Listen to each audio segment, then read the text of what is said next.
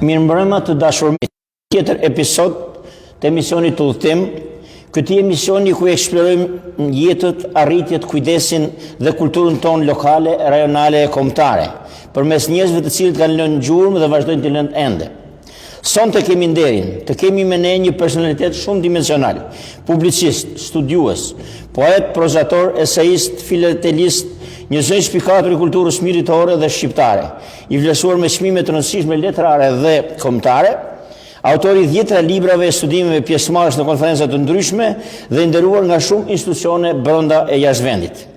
I lindur në Gëziç të Mirditës ose Ndërfandin, me një formim të gjerë në agronomi, biokimi, gjuhë angleze e bioteknologji, ai ka ditur të bashkojë shkencat me kulturën, traditën me modernitetin, letërsinë me studimin historik.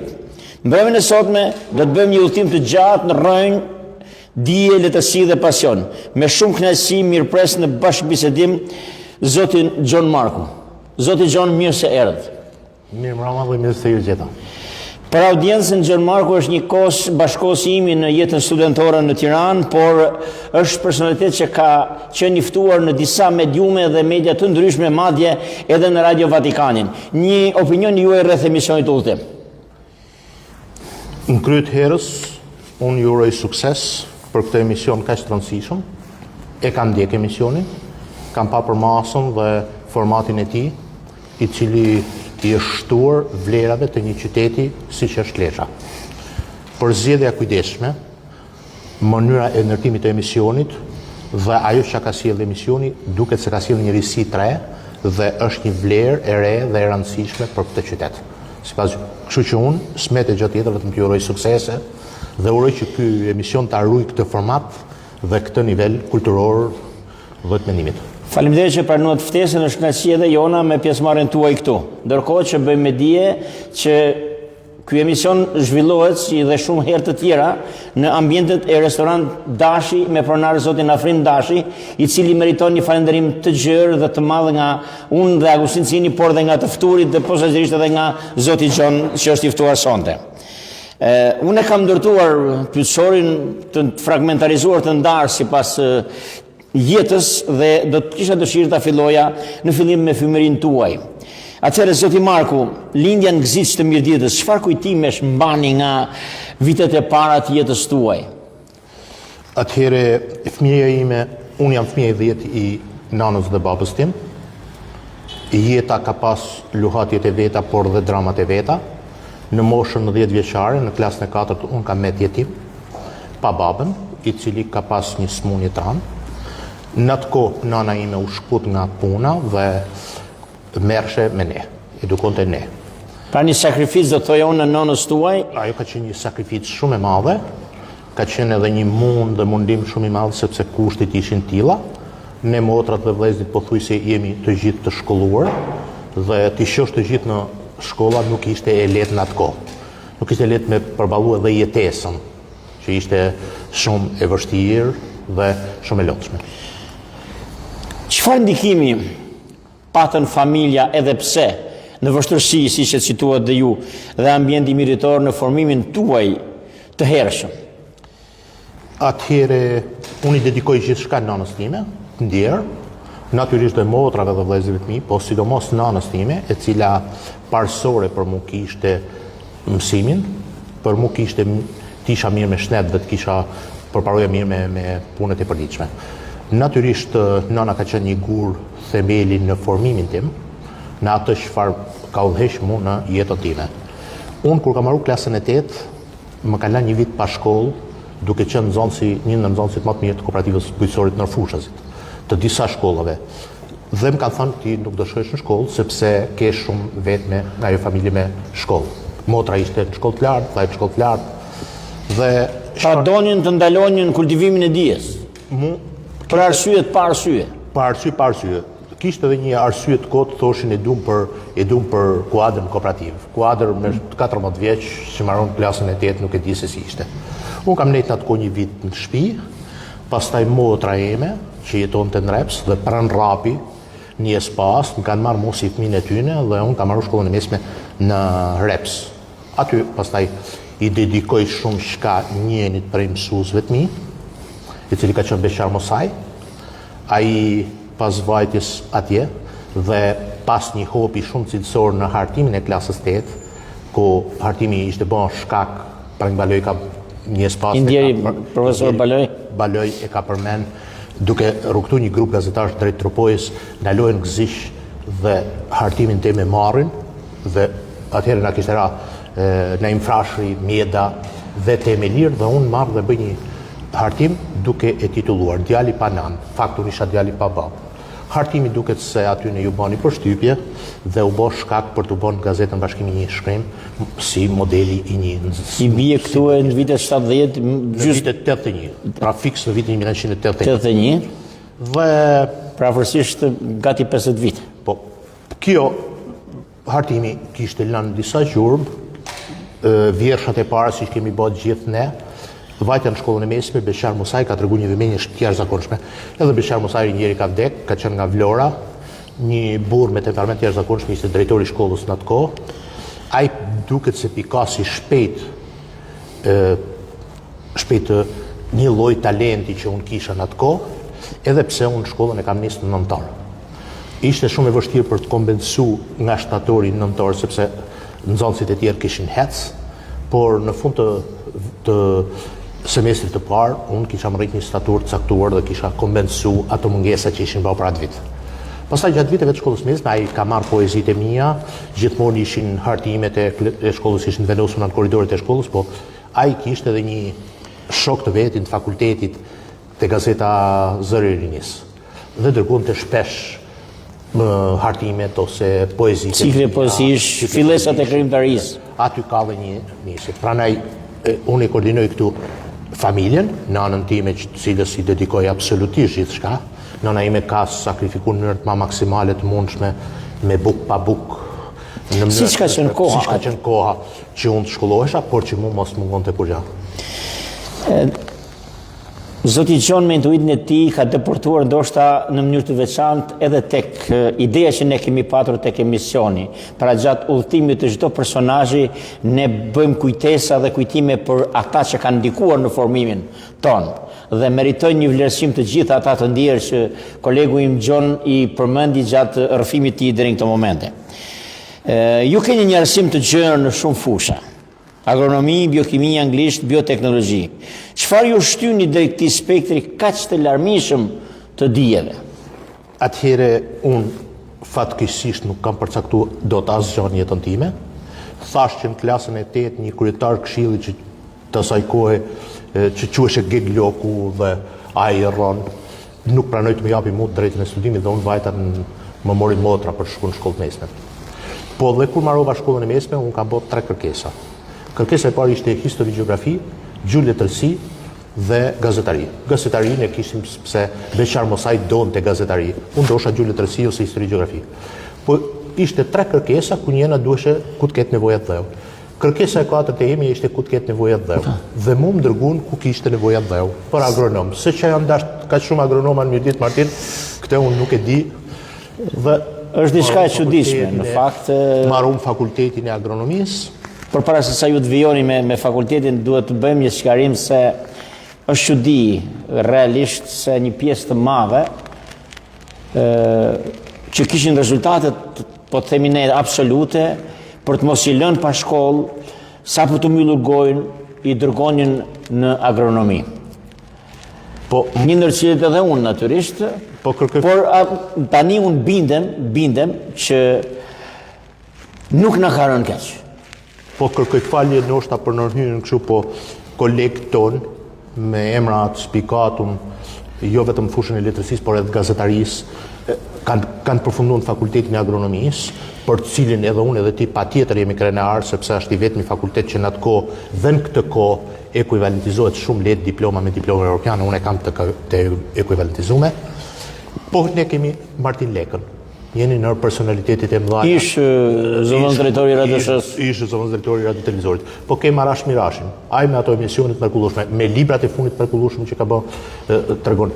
Edmond Kaçeli e tjerë. Shpëtim Roçin, Enrico Cekon, Teodor Lason. Po, natyrisht ne s'mund t'i përmendim gjithë, po ai ishte një fakultet dhe ne na kanë dhënë mësim të dyve bashkë edhe mua dhe ju, personalitete shumë të quara, Po t'japi mësim Qef Kampo e... T'japi mësim Qef Kampo e unë kam një gjë shumë bukur me profesor Qefqepin në atë kohë, më ka gjetë në bibliotekë, edhe ti vetë e di që unë jam shpallë disa herë miku i librit nga biblioteka, më ka gjetë duke lexuar Visaret e Kombit dhe Hyllën e Dritës. Dhe në provimi ka thënë Vlashmarës, dëgjoj, kemi një student në agronomi që lexon Visaret e Kombit në sezon provimi. Edhe Vlashmara ishte pedagogu direkt që më kishte profesor i nderuar. Profesor i nderuar, një spas edhe ky nuk është. Edhe ai me idenë që me mnimu pak sa i thotë t'japim një tezë, ndërsa profesor Qefqepi nuk pranoi të më japi tezë. Dhe aty tha, po dëgjoj, ne pikësparimi për të përgatitur ta njerëz ta ditur. Edhe ka vuat notë, nuk kam përmend kur notat e mia, ka vuat notë në librezën time dhe ka thënë dil jashtë. Dhe e di çfarë formule më dha mua për me bë aty, formulën e djersës. Kur cikli Krebsit ishte ose gjëra tjera që kishte kimia organike ose ato inorganike. Edhe çfarë bëni? Më dha formulën e saj. Po të t'japim këto formate ka qenë një gjë shumë e madhe për ne, që kemi marruar fakultet, unë tash kanë kalu kaq vite që nga viti 1991 deri sot me atë fakultet Andrea Shundi, Vjollca Ibro. Natyrisht që s'mund t'i kujtojmë gjithë. Besnik Gjongecaj, emra elitar shkencës shqiptare, në një kohë që ne me atë fakultet kemi hangër në një farë mënyrë dhe buk dhe unë s'kam një asnjë lloj pengese apo inferioriteti para të Tani ne kemi shpërblyer ato nevojat para dheun, ha? Po. Besoj që atë dheut i kemi dalë poshtë. Kemi dalë poshtë. Si u ndërthur pasioni pastaj si mbarove shkollën për shkencat në letërsi?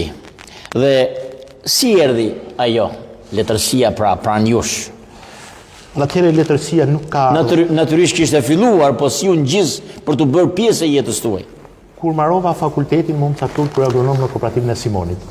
Ishte viti 1991, kooperativa e Simonit kishte krye agronom, s'kishte fare agronom tjetër, kishte një kryetar kooperative pa shkollë, nuk e shkurtin me ekonomist, dhe s'kishte unë edhe në shkurtin s'kishte asnjë tjetër me të lartën. Në fakt për qenë korrekt, krye agronom nuk ka qenë quajtur kryetari i degës prodhimit. Kryetari i degës prodhimit, për çfarë? Pra, që t'jemi korrekt, terminologjia ka qenë kryetari i degës prodhimit. Por na thonin edhe krye agronom sepse kishin parasysh kryetarin e krye agronomit doshin. Dhe unë kur vajta atje pyeta i thash, po mirë, po pse krye agronom se 3 brigadiera kisha? Kooperativa do shemeshe, ajo ra, ajo ngrehin, ajo shkollë që kishim marrë, dhe unë u drejtova drejt biokimisë. U drejtova për të vajtë në Shkodër për të marrë gjuhë letërsi. Kur vajta në Shkodër për të konkuru, gjeta gjithë shokët e mi të fakultetit, vajza, gra, burra që kishin marrë fakultetin, djemë të ri, së cili për me dëshirën për me hap një hapësirë, dhe unë doshta me konkuru për gjuhë letërsi. Atëherë është bërë me konkurim, futeshen në provim, dhe këta ndërhoqen gati zvarë. Hajde do hish me ne, se disa u kthyn në provimin e pranimit, disa nisën provimet e para nuk erdhën jo laboratoret jo gjanat, dhe një pjesë e madhe e tyre e lanë. Unë u detyrova dhe marrova biokimi për nevojën e punës dhe kësaj. Po, me që ju më pyetët për letërsinë, unë do kthehem prapë në klasën e 8, hartimi im u bë shkak për një shkrim, ai bëni shumë bujë në atë kohë, sepse një fëmijë klasë 8, për të më thënë kishte bërë dhe nga gëzishi, i ndoshta absolutisht them tashti që është në dhe dashamirësia e prangbalojt, sepse ndryshe pse do të spikate shonë. Gjatë shkollës mesme unë kisha shkruajt shkrime, natyrisht pa mujt me shkruajt shkrime për shokun e nver, për partinë, se nuk e kisha atë lloj gjëje, po lulet bukra, kisha bërë reportazhe. Në universitet ti e din që kishte një gazetë që ishte Studenti i Bujqësisë, dhe aty kishte ka pas poezit mia, ka pas disa skicat shkurta. Mas fakultetit pastaj po ka nis intensivisht shkrimet. Botimet e para në mënyrë, po themin ne, kanë filluar në vitet 90. Duke përfshirë dhe këto botimet e vogla, po themin të nisjes, por botimet që ti more një farsoj drejtimi dhe udhe, si publiciste, si gazetar, ndërkohë që ju keni punuar disa vite edhe gazetar. Në vitet 90, pra kriju një lloj vakumi dhe një lloj pasigurie për ne brezin, pavarësisht se ishim të mirë shkolluar, kriju një lloj vakumi dhe një lloj pasigurie ku do shkoshim. Shumë po meteshin punë, dilshin asistencë, ishte dhe... Sepse ekonomitë bujqësore u mbyllën. Ekonomitë bujqësore ne kooperativa të mbyllën, s'kishte ma disa vite. Edhe ndërmarrë bujqësia një vit më vonë u privatizuar. Dhe smeti asgjë, shumë specialista dilshin në marrjet tona duke me lot në syja, duke qatë tjerë kishin fëmijë për të rrit. Dhe unë atë kohë drejtova drejt medias, kam punuar në pothuajse në pjesën më të madhe të mediave shqiptare, ku ajon Gazeta Shekulli, Gazeta ishin një numër i madh shkrimesh. Ishte shumë e vështirë në atë kohë, ka qenë sepse nuk ishte si sot me internet, ne në atë kohë i dërgoshim me teknologji të avancuar. I dërgoshim me fakse, kishte probleme sepse situatat ishin të vështira, po të bëshe një shkrim politik, mund të apsoshe, mund të kishe probleme, ti kishe shtëpia. Paralelisht me punën, unë nuk jam shkput nga puna ndonjëherë, kam punu paralelisht në media, dhe botimet e mi filla pastaj kanë nisë, botimet për të bërë libër, unë kisha gati një libër të botu me poezit, cilat nuk e di, nuk sa mund qëndroshin disa prej tyre, si shkemi gjithë krimtarinë në fillimet. Unë kam përmbledh pastaj një libër me tregime, dhe ai është njeriu që vinte dhe ikte natën. U mirë prit shumë, ishte një libër rreth 100 faqe, jo një libër i madh, ishin mundësitë ekonomike për ta botuar. Dhe paralelisht merresha me Nërfanën. Shifsha që Mirdita kishte në studimet, unë kam pas fatin dhe Bibliotekën e Rrëshendit e kam shfrytzuar mirë, dhe Muzeun Historik, kishte zbrasti për Mirditën, për studimet për Mirditën. Pra flitshin të hujt, flit të Hani, Hekuardi, Galandi, Nopçi, Baldaci, Degrandi, Kasanina, Ivanovskaja, pra që nga linja në perëndim, ishin një grup i madh. Dhe nuk ishte kultivuar akoma zëri miritor, po thënë. Dhe nuk ishte kultivuar, nuk ishte botime pothuajse fare, kishte një libër me poezi të Pal për Lalës, kishte Gjogbeci 2-3 libra dhe s'kishte kurrë. Studimet historike nuk ishin botu almanaku 1, 2, 3, dhe për almanaku 1 kishin dashur me fut në burg njerëz. Për mani almanaku numër 1, 2, 3 s'kishin rujt as formatin e një shkencet me field, atje ka pas kumtesa në muze të personaliteteve shumë paja të kulturës, menimit, dijes, të cilët kanë folë për Mirditën, po këto nuk ishin botu. Kanë qenë muze, pastaj janë zhduk gjitha dhe janë djegë në kohën e demokracisë. Në i kohë që unë përshifsha, në për dokumenta gjesha për Nërfanën shumë studime, për si qendër e madhe, si qytetërim i madh, dhe unë jam marrë me studimin e Nërfanës. Kryeqendra e Shtetit të Arbërit. Kur kam lexuar që Dimitër Shutriqi kishte zbuluar dhe thoshte kryeqendra e saj, edhe sot dëgjoj edhe lesh, po ne që duam ta shohim shtetin e duam ta shohim ke funi arës, Fishën duhet ta shohim ke funi arës, Bashkovasën duhet ta shohim ke funi arës, ata i kanë zgjidh gati vetë. Në mes të Vatikanit, me që më pyete për intervistën në Vatikan, unë kam thënë. Për herë të parë është dokumentuar me fjala komp në mbishkrimin epigrafik të Gzishit. Për moshërën si ka nëse është Gzishi, po ja mund të ishte Bukmira, po ja mund të ishte Mati. Problemi është se aty e zbulon mbishkrimin epigrafik të Gzishit Teodori Pen. Teodori Pen nuk arrin të japi me intuitën e vetë se kush ishte princat arbror. Dimitër Shutriqi, duke qenë një shqiptar që kishte studiuar në Francë, unë kam pas fatin ta intervistoj. Dhe Dimitër Shutriqi kishte zbulu dhe kishte lidh ato. Dimitër Shutriqi nuk kishte dhënë princat e arbrit, kush është i pari, kush është i dyti, Gjini, Përgoni e tjerë. Dhe jep dhe arsyetimin pse u zhduk dhe iku nga kepi i Rodonit dhe erdhi në Nërfan. Dhe pse nuk ishte kryja ma, po kryja ishte në invazioni, ishte duke mos harrojmë kishte ndodhur lufta e Andrinëve, lufta e Durrësit e tjera. Dhe spostimi i kësaj principate u spostu në këtë vend, u spostu në Nërfan. Dhe unë pastaj kam bërë pra këtë libër me studime historike që është Nërfana, që është mirë prit jashtëzakonisht mirë. Aty kam pas shumë atje për volum, por duke mos qenë i fushës, duke pas shumë frikë. Dhe jam konsultuar me profesorë dhe me mish, natyrisht atë libër e ka pasur dhe e ka pasur personalitet të mëdha dhe Shutriqi ka pasur sepse unë atko dhe kam botuar librin për Nërfana që është mirë prit.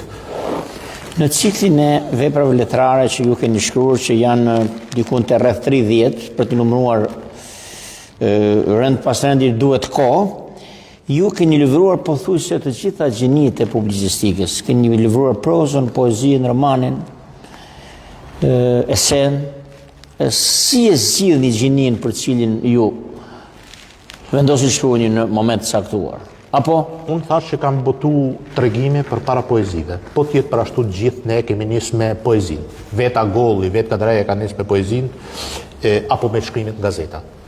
Po ato vinë natyrshëm.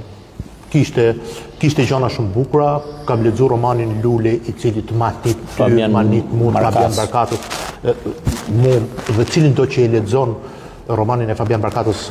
Është një vepër e rrirë, do të thotë. Është një vepër tepër, e përkthyer nga Karl Gurakushi. Po ato ngjarje ne i kishim gati të përditshme. Edhe ato unë i kam hedhë pastaj dhe janë botu 7 libra me tregime, 2 romane, është botu një libër me ese.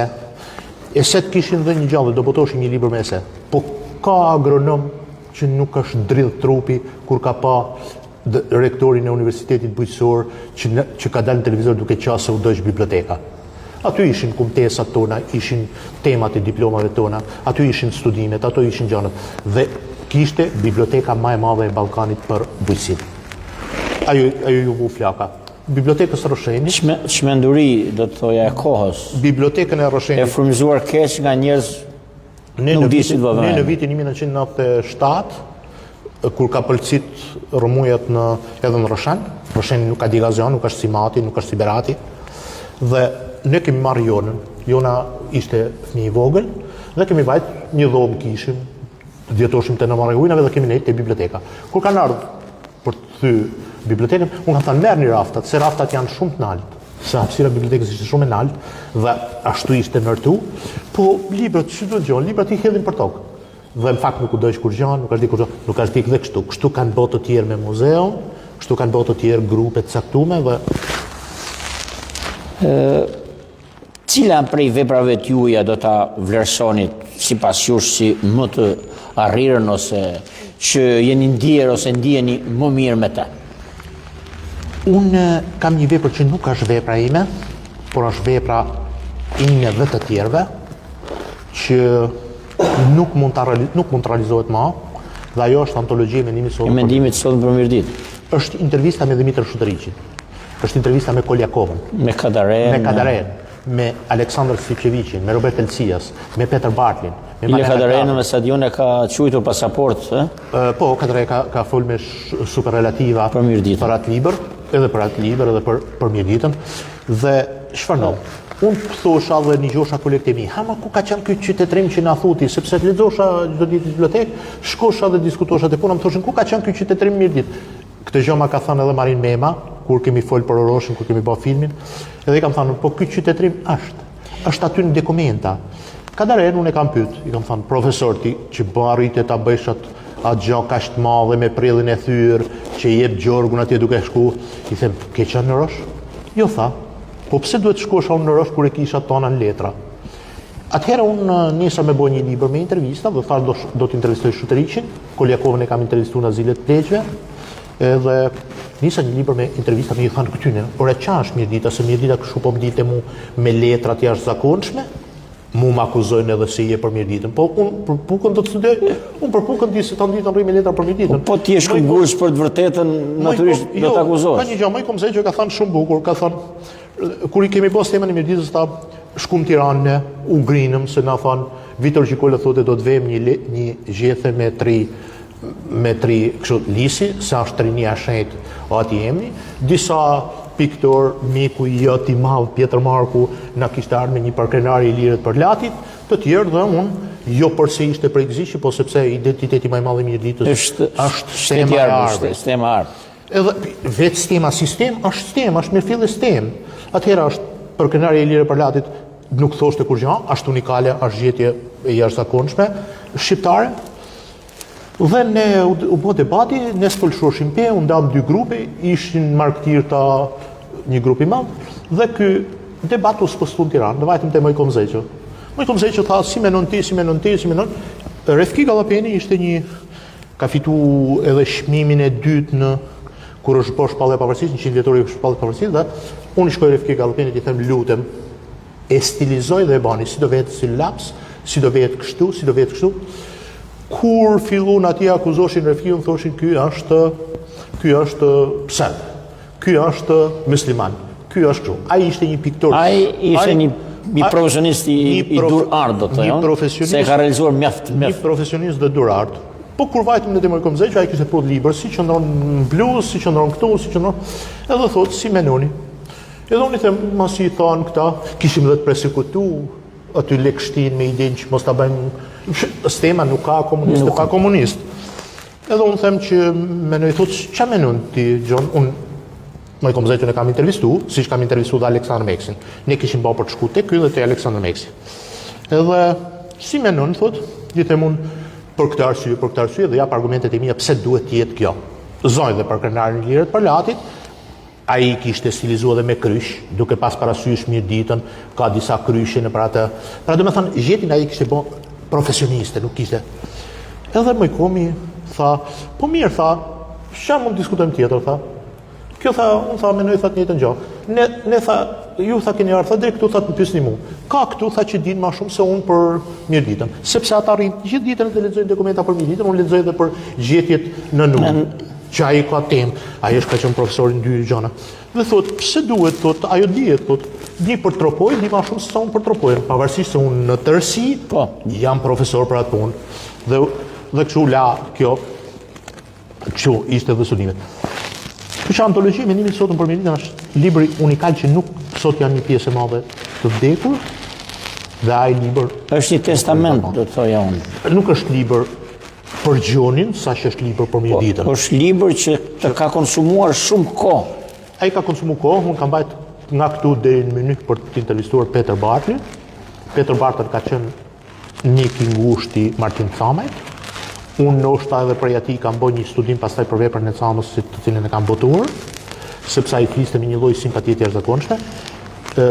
Për Mariana Graf kanë qenë disa tuj, pra kanë qenë akademik shqiptar, gjithë i pesh vite e Shqipërisë dhe jo rastësisht kanë qenë studius mjeditor, po janë marrë një grup i madh mjeditor duke filluar me Malvin Marktirta, me Paldoqin, po Nudeda Bardopulaj e tjerë, sepse doja ta shifshin kanë vështrime të ndryshme Mirditën.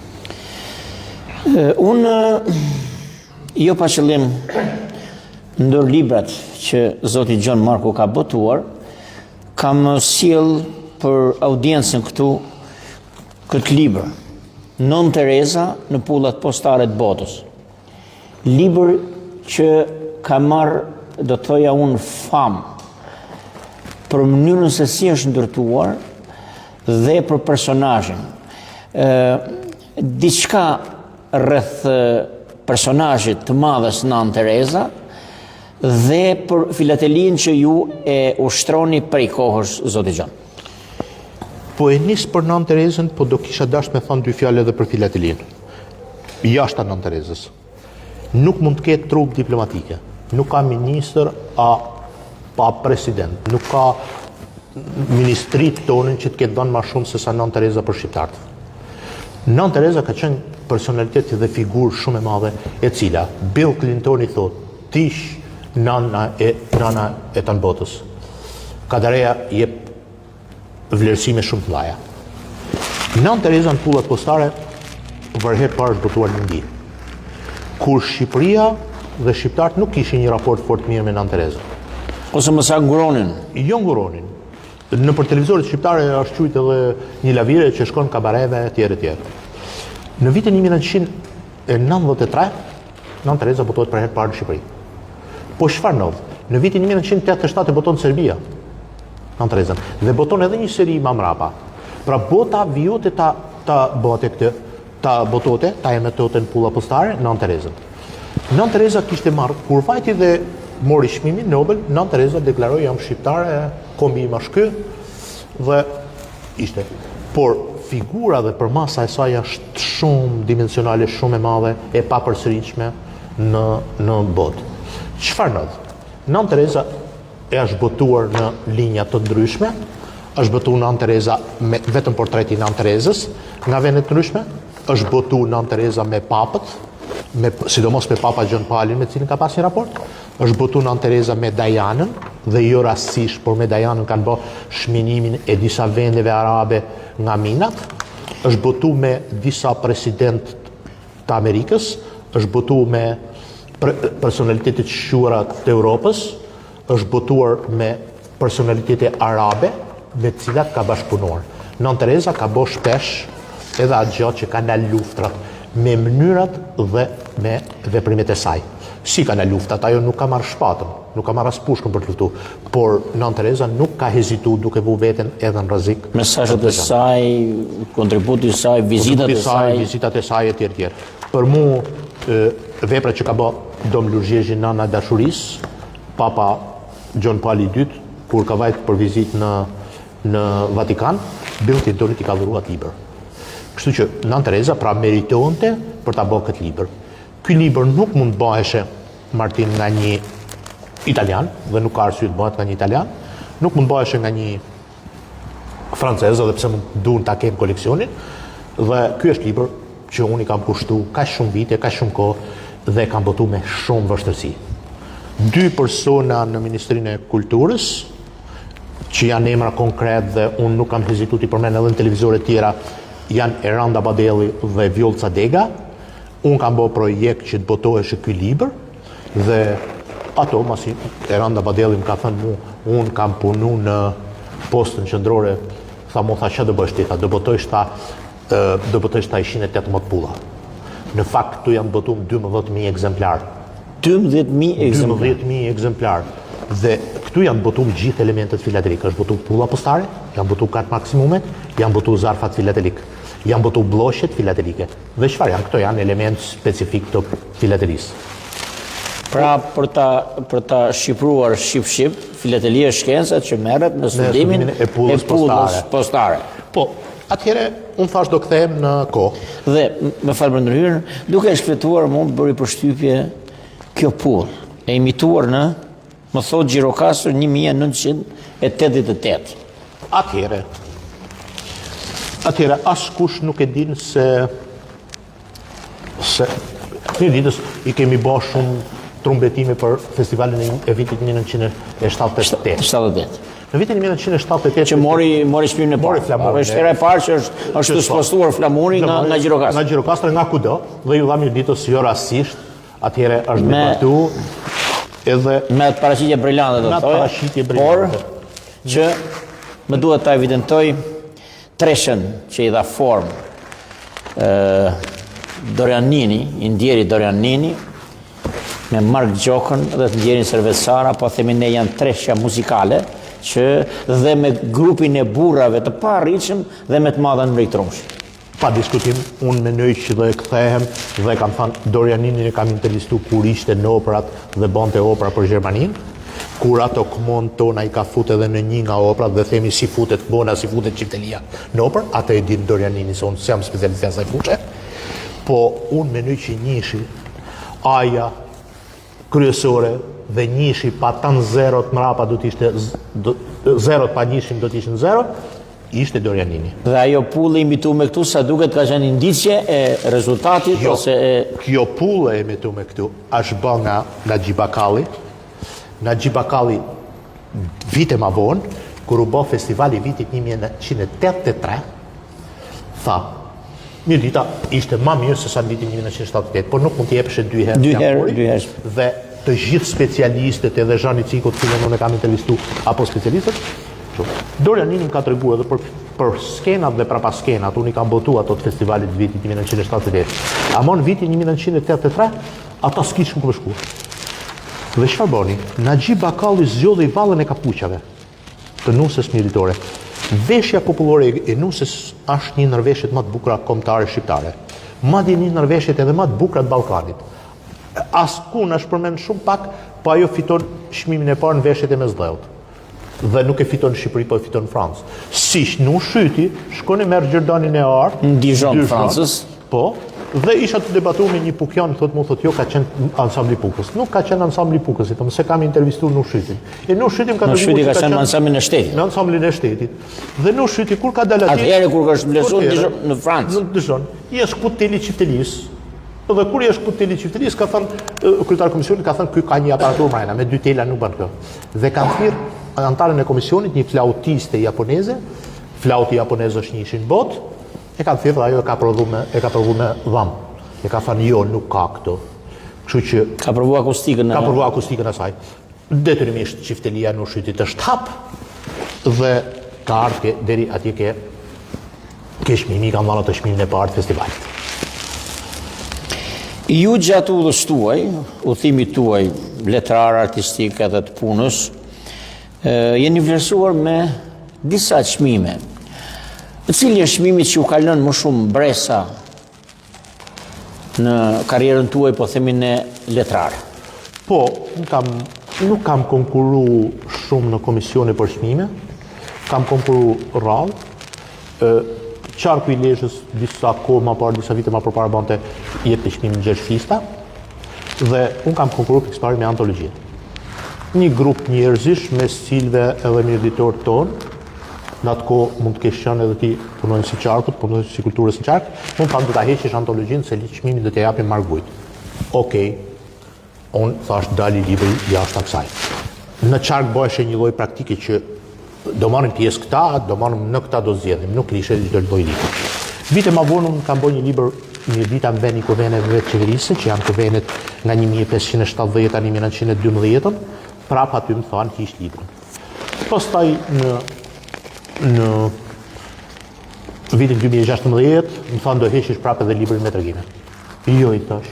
Tani unë nuk e heq librin të rri aty, le të mos ma japi kërkush çmimin. Më dhanë çmimin Gjergj Fista. Çmimi që fillon më thonë, jo e ke marrë me zor, unë kur kam dhënë atë çmimin Gjergj Fista, isha lag e bën shull, nuk e disha fare se do jepesh çmimin që do ishte dhe dosha me shku për Rrashan. Ky ka qenë çmimi i parë. Ajo që është edhe vepra që absolutisht ka merituar është marrë nga niveli shumë të lartë, ka qenë çmimi Gjergj Fista për gazullorët. Gazullorët, unë kam botuar librin Gazullorët traditë shqiptare në lindjen europiane. E kam fjalën për gazullorët e parë. Kur botova atë libër, thash që ne duhem t'i shim te funi ars. Unë marr gjithë kumtesat që janë bërë, gjithë librat që janë botuar, gjithë librat ku i kam cek.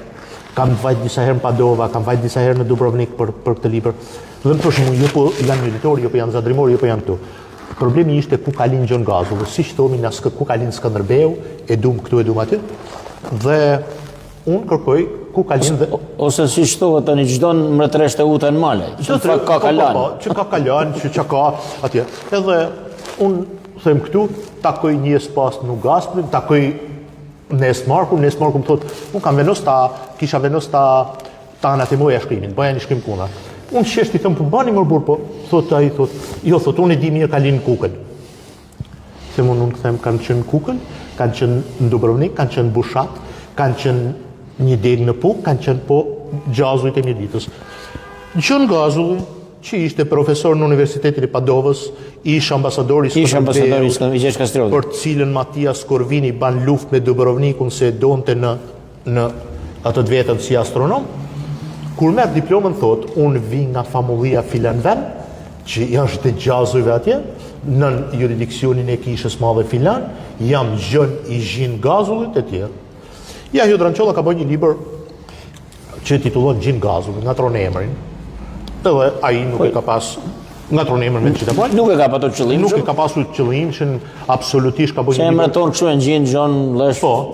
Mirë, po kur marr unë dhe botoj gazullorët, ai thot, absolutisht thot ka drejt.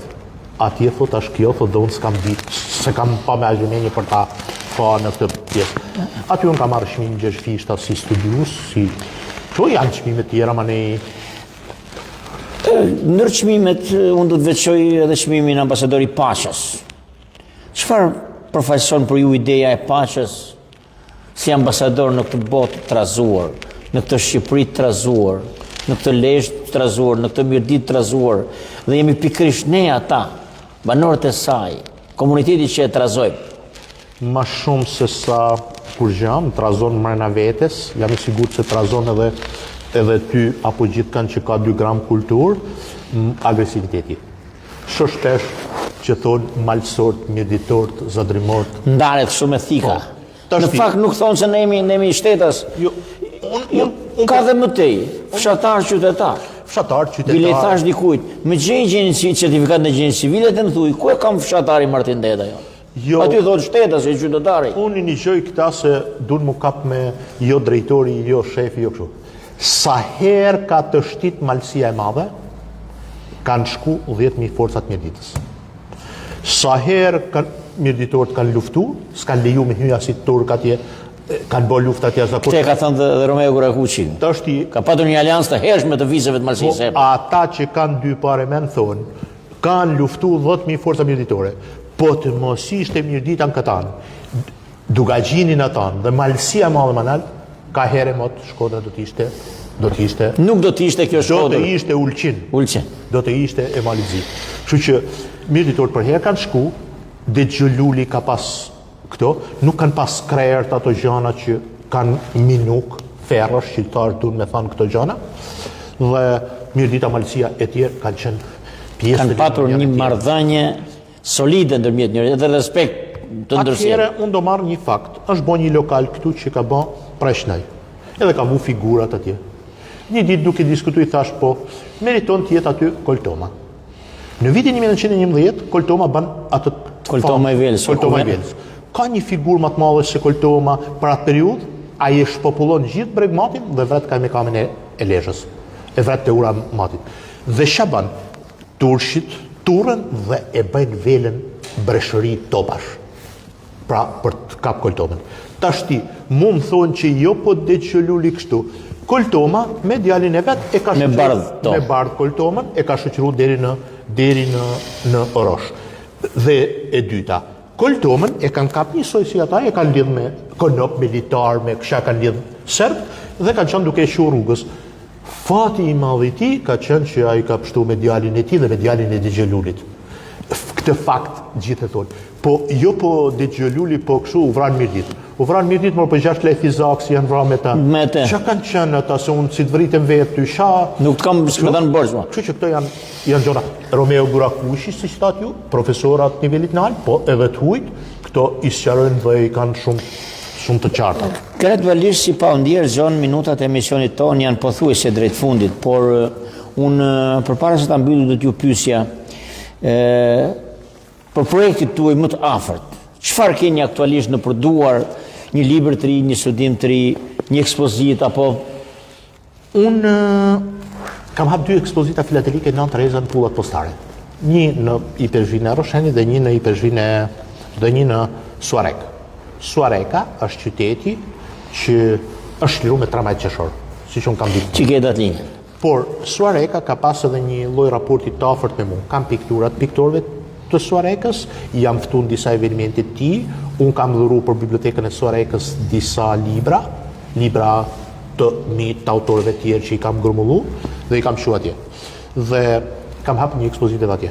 Unë kam dëshirë, kisha apliku për të bërë një ekspozit filatelie tani në 10 orë, kur është Nën Tereza është e lidhur me ngjarjen e jetës saj dhe nuk arritet ta realizoj. Ajo do pak punë për ta realizuar. Nërsa për sa i përket planit të librave, është në Shtypshkojnë sot ka shku një libër i cili ribotohet, është një dita një kuvende vetë qeverisë. Kanë qenë 19 kuvende që unë kam pas studiu dhe këto kuvende vinë nga 1570 deri 1945. Janë kuvende pan-shqiptare, nuk bëhet fjalë mbledh kuvendi Katonit e mbledh kjo, po janë rreth nga një kuvende që kanë lënë gjurmë në historinë e Trevës e mëtej. Po, atëherë me që kalum këtu, unë po them një gjë. Ne kemi 2 figura që akoma se dim kush janë. Janë Gjon e Gjin Gjergji. Në vitin 1602 dhe 1614 shkojnë nga Shqipëria dhe drejtojnë 2 kuvende antiturke në Serbi, në Beograd. Pra dim që Gjon e Gjin Gjergji kishin këtë përmas, po kush janë prej ka vinë, prej cilit funare, si thash me që ta kthejmë pak edhe me humor, janë, këtë unë nuk e di. Unë i përmen ata dhe i marrë nga dokumentat papnor. Pra nuk i marrë dhe nuk them. Ky libër ka shku në Shqipshkojnë, është zgjeru, është bo me studime më të plota, më të... Çfarë do të dëshironi të lini pas, si gjurmë për brezat e arshëm? Do t'isha shumë i lumtur dhe jam shumë i lumtur në qoftë se librat e mi, punët e mia, studimet e mia kanë shërbyer sadopak dhe do t'i shërbejnë sadopak dikujt. Kam 2 libra që janë botu Mirë filli me Gjon Markun, Mikel Gojani kam lexuar gjithë shkrimet që kanë bërë autorë të ndryshëm dhe për Gjon Markun. Dhe kur e kam thënë, po një gjë, çfarë duhen 500 faqe për Gjon Markun? Gjon Markun nëse i ka 5 faqe që i ka bërë tamam, bravo i qoftë. Jam shumë i lumtur për 2 fëmijët e mi, që po janë pasardhësit e mi. Jona është mirë shkollu, ka qenë studente e Fakultetit Ekonomik, sot është nan, ka 2 fëmijë. Është vajzë ditun, sepse ka marru kolegjin turk dhe din mirë turqisht, por shkolla bënte mësimet në anglisht dhe ajo din mirë anglisht në nivelin e lartë. Dhe futbollisti i Partizanit? Po, Albi Marko, numri 4. Albi, të them drejtën, kemi një lloj kështu. Albi, unë kam botu libra më shumë se sa që ka jetë Albi, ama Albi është një gjatë.